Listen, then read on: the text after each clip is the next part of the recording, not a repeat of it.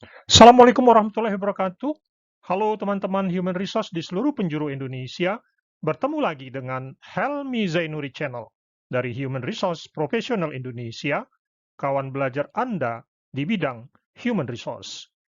Video saya kali ini tentang 10 hal penting yang berhubungan dengan struktur dan skala upah. Agar teman-teman selalu mendapatkan link video terbaru dari channel saya ini, jangan lupa subscribe dan klik tanda loncengnya. Yuk, kita simak videonya. Sebelum kita simak 10 hal penting yang ada hubungannya dengan struktur skala upah, kita pahami dulu pengertian upah.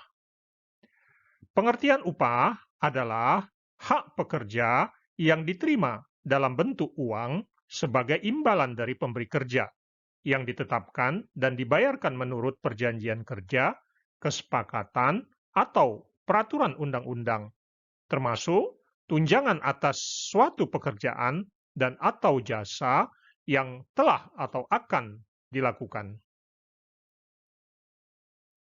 Hal penting pertama adalah pengertian struktur dan skala upah. Struktur upah adalah susunan tingkat upah dari yang terendah sampai tertinggi. Sedangkan skala upah adalah kisaran nilai nominal upah dari yang terkecil sampai terbesar untuk setiap golongan jabatan. Jadi, struktur skala upah adalah susunan tingkat upah dari yang terendah sampai tertinggi yang memuat kisaran nilai nominal upah terkecil sampai dengan terbesar untuk setiap golongan jabatan. Hal penting yang kedua adalah struktur skala upah merupakan kebijakan pemerintah di bidang pengupahan. Karena sifatnya kebijakan pemerintah, maka struktur skala upah sifatnya wajib untuk dilaksanakan oleh setiap perusahaan. Ketiga, perusahaan wajib menyusun struktur skala upah dengan memperhatikan kemampuan perusahaan dan produktivitas. Selain itu, perusahaan juga wajib memberitahukan struktur skala upah perusahaan kepada karyawan secara perorangan. Struktur skala upah yang diberitahukan adalah paling tidak struktur skala upah pada golongan jabatan karyawan tersebut.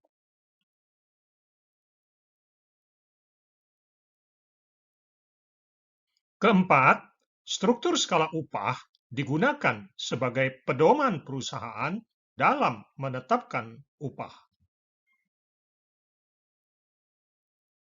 Yang kelima, struktur dan skala upah dihitung menggunakan upah pokok.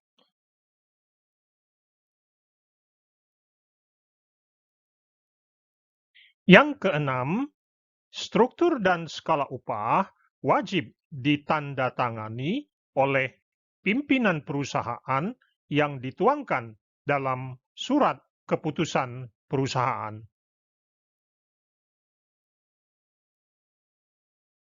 Yang ketujuh, struktur dan skala upah wajib dilaporkan ke Depnaker atau Disnaker pada waktu perusahaan mengajukan permohonan pengesahan dan pembaharuan peraturan perusahaan atau perjanjian kerja bersama.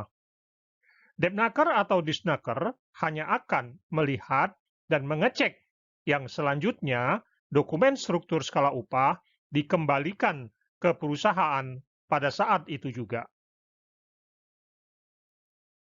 Yang kedelapan, perusahaan dapat meninjau struktur skala upah dan hasil tinjauan diberitahukan ke karyawan yang mengalami perubahan.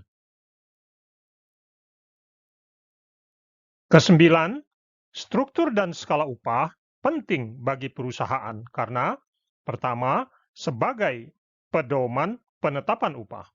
Kedua, mengurangi kesenjangan upah terendah dan tertinggi. Ketiga, sistem pengupahan menjadi lebih adil.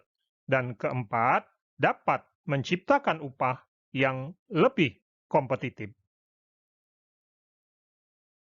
Terakhir, hal penting yang ke-10, bagi perusahaan yang tidak membuat struktur dan skala upah akan dikenakan sanksi sesuai tingkat kesalahan, dapat berupa teguran tertulis ataupun pembatasan kegiatan usaha.